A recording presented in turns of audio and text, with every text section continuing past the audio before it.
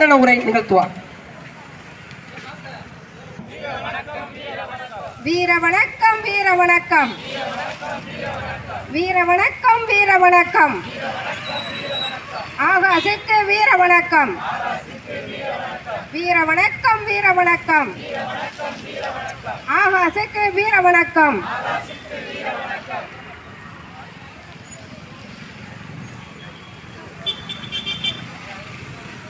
நீதித்துறைக்கும் நீதிமன்றத்திற்கும் ஒரு பணிவான நாங்கள் ஒரு வேண்டுதலை வைக்கிறோம்.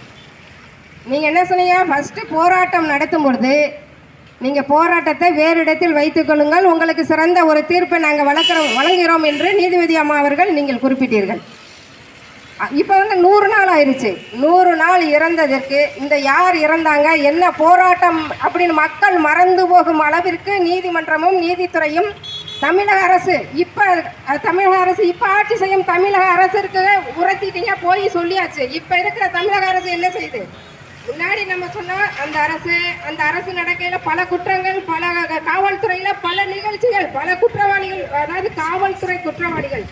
இந்த 16 பேரும் காவல்துறையில் ஒரு குற்றவாளிகள். அவர்களை காவலர்கள் என்று நீங்கள் சொல்லாதீர்கள். 16 பேர் குற்றவாளிகள். இந்த 16 குற்றவாளிகளும் இந்த ஆகாச தம்பியை எவ்வாறு கொண்டார்கள் என்பது அனைவருக்கும் தெரியும். ஆனால் அதெல்லாம் மறந்து இருக்கும். அந்த தம்பியை கண்ணை கூட கட்டாம சாக்கில் ஈர துணியை வச்சு நீங்க காலை உடைச்சிருக்கீங்க. அதற்கெல்லாம் பதில் யாரு சொல்லுவா? நீதிமன்றம் தான் சொல்ல வேண்டும், நீதித்துறை தான் சொல்ல வேண்டும்.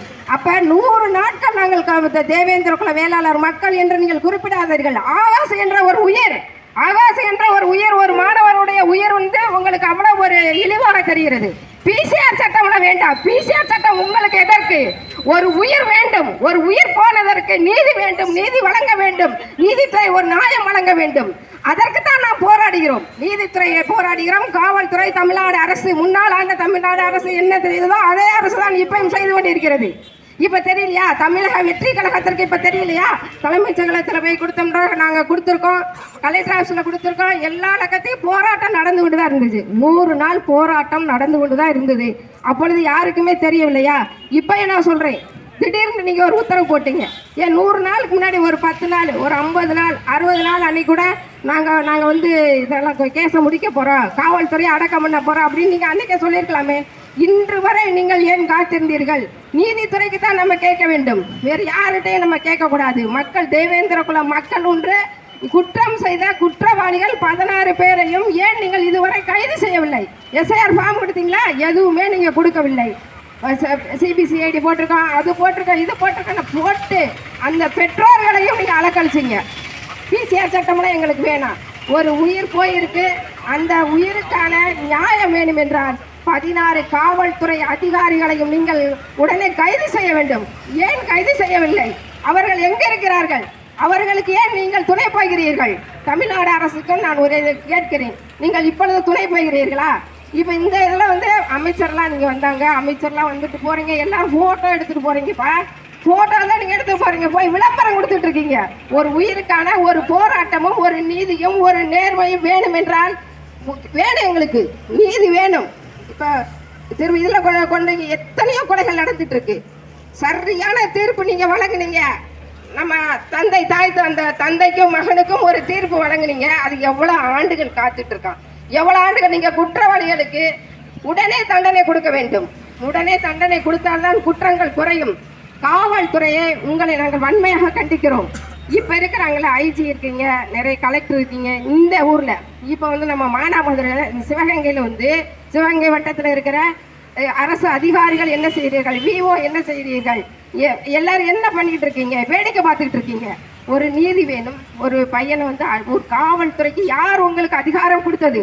ஒரு உயிரை கொள்வதற்கான அதிகாரம் காவல்துறைக்கு யார் கொடுத்தது? காவல்துறை யாருடைய வசம் இருக்கிறது? இதையெல்லாம் சிந்திக்க வேண்டும். மக்களாகிய நாம் சிந்திக்க வேண்டும். இன்னைக்கு நீங்கள் மக்கள் 100 நாட்களாக அவங்க வேலை வெட்டியெல்லாம் விட்டுட்டு இங்கே போராட்டம் பண்ணியிருக்காங்கன்னா அதற்கான நீதியை நீதிபதி அம்மா அவர்களையும் நீதிபதியையும் நாங்கள் வன்மையாக கண்டிக்கிறோம். 100வது நாள் என்ன உங்களுக்கு? 100வது நாள் அப்படின்றது ஒரு பெரிய விழா மாதிரி. 100வது நாள் நீங்கள் 5 மணிக்குள்ளே வாங்கலைன்னா நாங்களே அடக்கம் பண்ணிடுவோம் அப்படின்றீங்க. அதுக்காகவா நாங்கள் போராடணும்? சிந்திக்கணும். இந்த உயிரை நீங்கள் இந்த உயிருக்கு எங்களுக்கு தகுந்த நடவடிக்கை இப்பயே தர வேண்டும். இன்றே தரணும் நாங்கள் சொல்ல 100 நாளாக கேட்டுட்டு இருக்கோம். 100 நாள் போராட்டம். கம்யூனிகேஷன் இருந்துச்சு, கம்யூனிகேஷனோட நாங்கள் விட்டுட்டோம்.